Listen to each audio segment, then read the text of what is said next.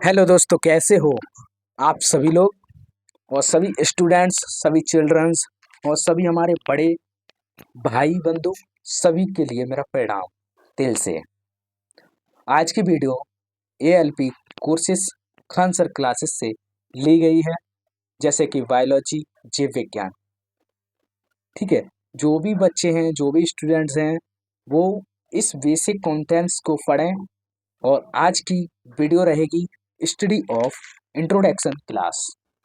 Okay okay, ठीक है। तो इंट्रोडक्शन का मतलब क्या होता है, यहाँ से बात करते हैं। इंट्रोडक्शन का मतलब होता है परिचय। जैसे कि आपको दिखाई दे रहा है, सेल का मतलब होता है सेल, बायोलॉजी का मतलब होता है कोशिका, जिससे हमारा शरीर बना हुआ है।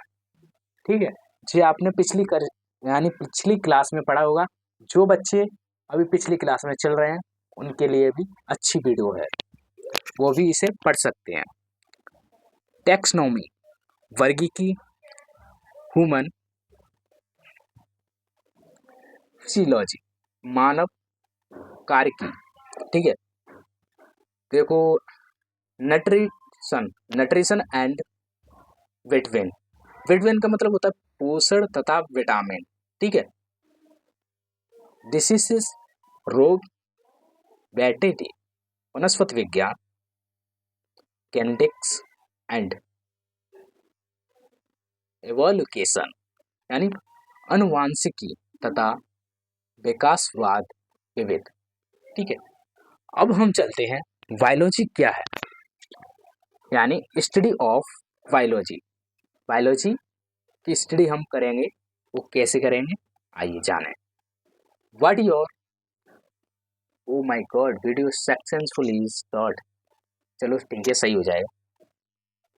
चलो, बायो और लॉजी, ये हमारे दो शब्द हैं, जैसे जीव और विज्ञान। ठीक है, इससे हम चलते हैं बच्चों लिविंग। बायो माने होता है लिविंग, लिविंग माने जीवन, प्राणी। ओके, ठीक है। लॉजी, लॉजी का मतलब होता है अध्ययन करना। और बायोलॉजी का जो भाषा का जो भाषा है बायोलॉजी की, वो हमारी यूनानी से ली गई है। ठीक है, और इसके जो पिता हैं वो हैं अरस्तु। ठीक है, एंड इसके जो नामकरण है लैमार्क और ट्रिवेंस। ये वीडियो लगभग 1 घंटे की है। मैं आपको फिलहाल शॉर्ट्स में बताने की कोशिश कर रहा हूँ। तो आपको आई होप ये वीडियो अच्छी और समझ में भी आ रही होगी। और ये छोटे से यानी छोटे से पेज पर आपको एक क्लास 1 घंटे की 10 मिनट्स में पता चल जाएगी। ठीक है, तो यहाँ पर पहली जो प्राथमिकता दी गई थी वो 1802 में दी गई थी। सन तो फिलहाल नहीं पूछता है, बताया था मैडम ने। और आपको बायोलॉजी, अब यहाँ पर जो बायोलॉजी के जो भाग हैं वो कितने होते हैं, 2, जूलॉजी और बॉटनी, जैसे वनस्पति विज्ञान। देखो, जू माने होता है जंतु, लॉजी माने आपको बता ही दिया है, अध्ययन होता है। ओके, जो इसके पिता हैं वो हैं अरस्तु, यानी जनक।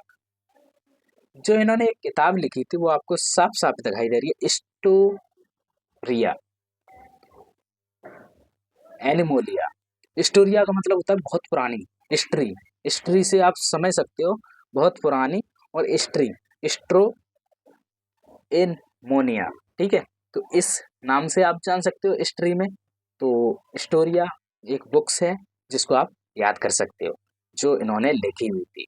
इन्होंने 500 जीव जंतु की अध्ययन की थी, और अध्ययन करने के बाद इन्होंने एक बुक लिखी थी, वो थी स्टोरिया एनिमोनिया।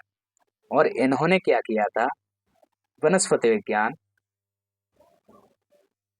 के जनक थे थियोफैक्टस। कौन थे जनक, इसके पिता कौन थे, थियोफैक्टस।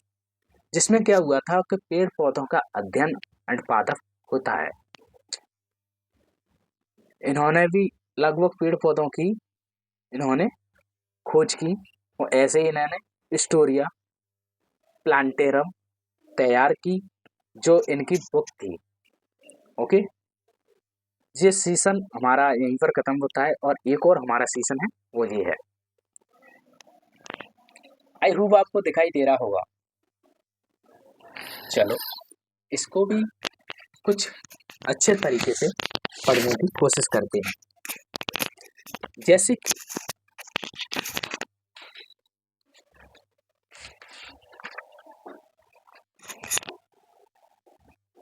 इसमें दिया गया है मॉर्फोलॉजी। मॉर्फोलॉजी का मतलब होता है आकारिकी। आकारिकी, जैसे कि इसका एग्जाम्पल लिए जाए, जो भी हमें जीवधारी दिखाई दे रहा है उसे हम क्या कहेंगे, आकारिकी। जैसे कि मक्खी एग्जाम्पल। ओके, और भी कई सारी चीजें हमें दिखाई देती हैं, यहाँ पर फिलहाल मक्खी का एक एग्जाम्पल लिया गया है। फिर चलते हैं हम एनाटोमी, जैसे शरीर रचना विज्ञान। ओके, आंतरिक संरचना का अध्ययन करते हैं, उसे कार्यकी सॉरी उसे हम शारीरिक संरचना कहते हैं। जो आंतरिक, जैसे कि डॉगी, बेबी।